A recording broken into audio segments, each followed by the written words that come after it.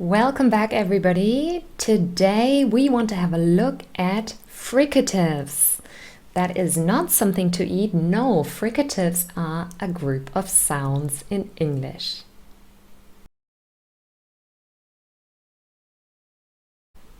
There are 9 fricatives in English. Let's have a look at them. The first pair are f and v. And the only difference here really is that f is unvoiced, no vibration from your vocal cords, and v is voiced. Next up we have th. That is the th sound, unvoiced, th, and the voiced counterpart, the. Both of them always represented by th. Next up we have s, also unvoiced, and z, very clearly voiced. S, no vibration, but z, very clear vibration from your vocal cords. Then we have sh and z, again unvoiced and voiced. So far they were all in pairs of unvoiced, voiced. The last fricative does not really have a partner. It's the unvoiced fricative. For example, in hello, right here, formed in your throat, and it's unvoiced. Now, it's really important to learn about these 9 fricatives and how to pronounce them properly, because some of these might not exist in your first language. I know, for example, and the do not exist in German. Now, for a German learner, they might be new, they might be a little bit difficult, and there is the danger that those learners will substitute them with a sound that they have in their own first language, for example, s or d. So instead of saying the, they say s or d, but those are not correct. And sometimes that can lead to confusion for the listener, so it's important to learn them correctly.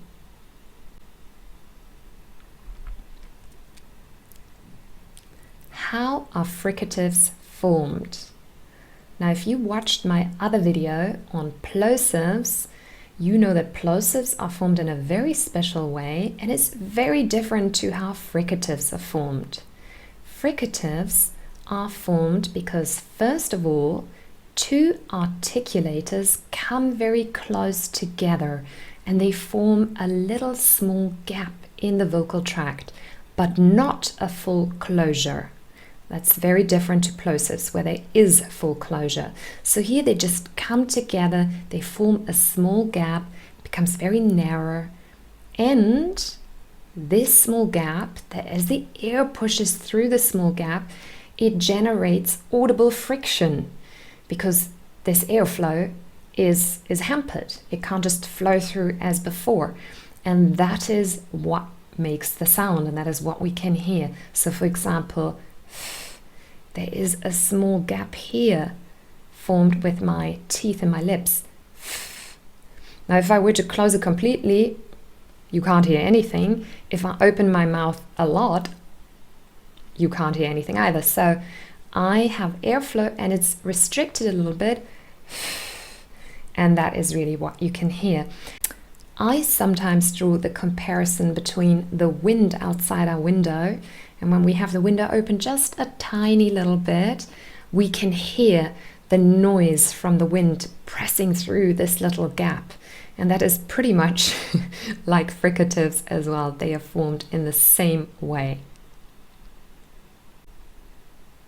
So where are fricatives formed? They have different places where they're formed, and that is also why they all sound different from one another. It's not just the difference between voiced and unvoiced, the place of articulation is also different.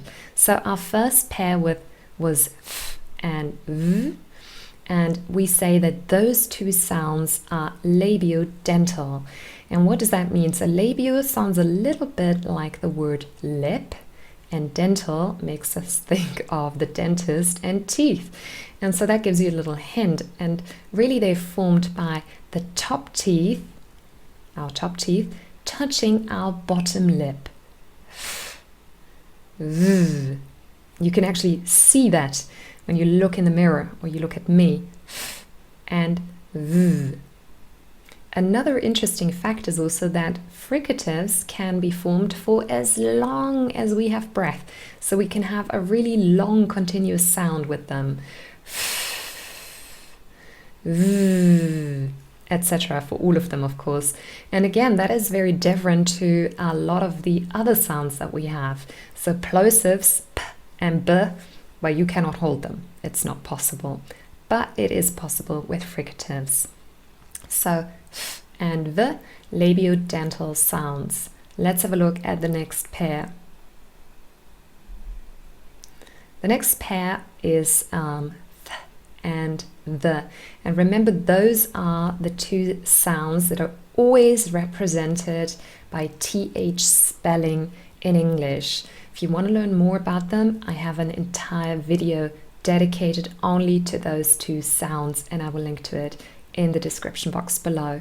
So let's have a look how they formed. So we call these dental sounds, and that is really because you can see the tongue is between our teeth.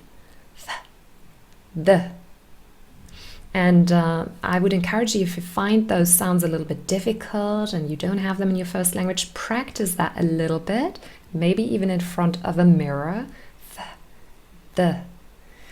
Because maybe this movement is unusual for you and for your tongue. And remember, the tongue is a muscle. And just like any muscle, when we go to the gym at the start, we're a little bit slow, things are difficult, maybe we ache. But with more practice, we become stronger and quicker and more comfortable with the new movements. And the same is true for your tongue. It will also become faster and more comfortable with the movement. So just practice those a few times. The. Very good. Let's have a look at the next pair. Next up, we have s and z. Now we need quite a lot of strength for the last one because it's a voiced sound, z. And these we call alveolar. Now alveolar because we form them with our tongue near the alveolar ridge. You probably wonder where that is in our mouth. You've probably never heard of this ridge. Never knew that you had a ridge like that in your mouth, I'm sure. So the alveolar ridge is really that little bump behind your top teeth.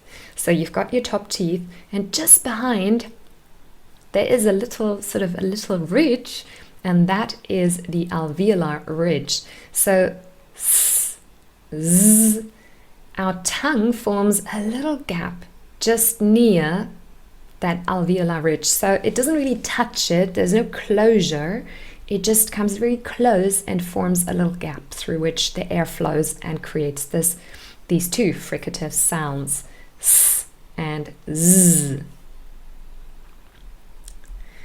Let's have a look at the next pair, sh and zh.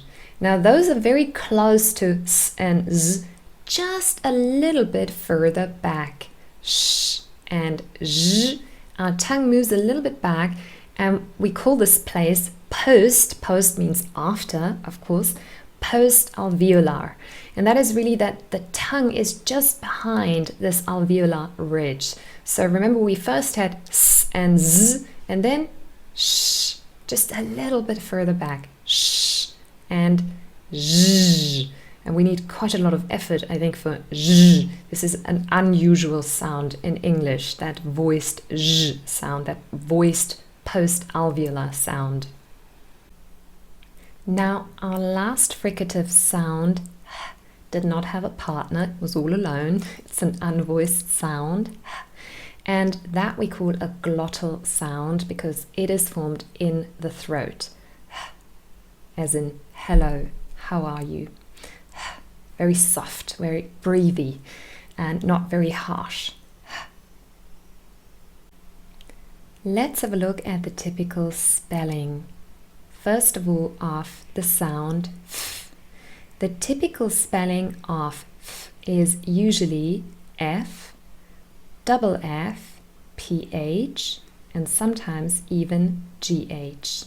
Let's have a look at these example words. We have flat, safe, difficult, photo, nephew, laugh, and enough. And laugh and enough are probably the strangest in terms of spelling, because a GH you would not necessarily think form a f sound, but they do. So laugh and enough, both of those have a f for GH. Let's have a look at the typical spelling for the. It's really easy. It's always the letter V, as in very, over, visit. Just a little tip for Spanish speakers: make sure your V does not sound like a B. That is a very different sound in English.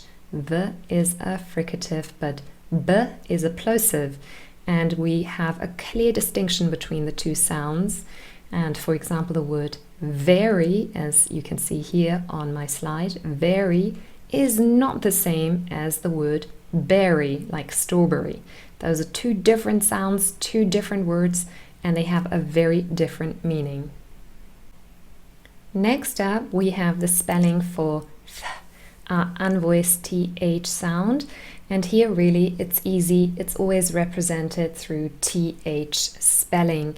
For example, in the words think, tooth, and healthy. Now, the counterpart was the voiced TH sound, and again, always represented through the letters TH. And you've got a couple of example words here: the, that, mother, and with. Let's have a look at the spelling for s, our unvoiced fricative s. And here we have a couple of different spelling patterns. We could have S, double S, CE, CI, or SC. For example, in the words stop, bus, fast, message, miss, but also words like place, circle, and science. Here we've got it twice at the start and the end. Science. Let's have a look at the typical spelling for z. Here we usually have a Z or S letter. For example, zero, zebra, zoo, lazy, freezing. Or also easy, has, lose. So you've got Z or S.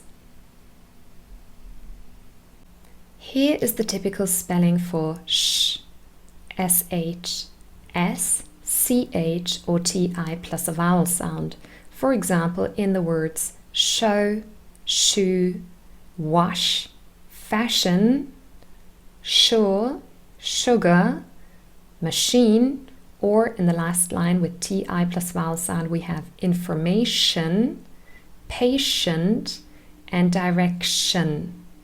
And there are many words in English that end in tion, and the pronunciation is shun, with a sh fricative, unvoiced, shun. Let's have a look at the next sound. Here we have zh. Now, this is always spelled with an S. It's quite an unusual sound in English. There are some words, but not many. For example, television, decision, confusion, usually, pleasure. I know you probably think, oh, but they are very common words. I know, but there are not many words that have this sound, although I'm sure you know these ones, so they all have a zh sound. And then the typical spelling for h is H or WH, as in hello, house, help, perhaps, but also who, whose, and whole. All of those have a h sound. Now we do have minimal pairs for some of these sounds. Remember, minimal pairs are a pair of words where everything is exactly the same, all the sounds are the same apart from one sound in the same position. That is the only difference, but the two words have a very different meaning. And here are some minimal pairs for s and sh first. So let's have a look at these minimal pairs. We have see, but she, self, but shelf, sour, but shower, save, but shave, sort, but short. So you can see everything is the same. I know the spelling is different, but if I were to transcribe them, you could see that the sounds are exactly the same in these words, and the only difference is the first sound. The first column of words on the left all have a s, whereas the other words on the right all have a sh to start with. But they are very different words, and they all have a different meaning to one another. Let's have a look at some more minimal pairs, this time for s and th. Sink, but think. Sing, but thing. Sick, but thick. Sum, but thumb. Mouse, but mouth. If you find those difficult to say or even to hear the difference, I would encourage you to go back and watch this part again and repeat the words with me. Our last group of minimal pairs are minimal pairs for the sound s and z. Let's say them together. Face versus phase. Pace, but pays. Price, but prize. Niece, but knees. Ice, but eyes. Again, here the difference is very small. It's really the unvoiced s and the voiced partner z. Like I said, if you need to listen again, just go back in the video and repeat this exercise.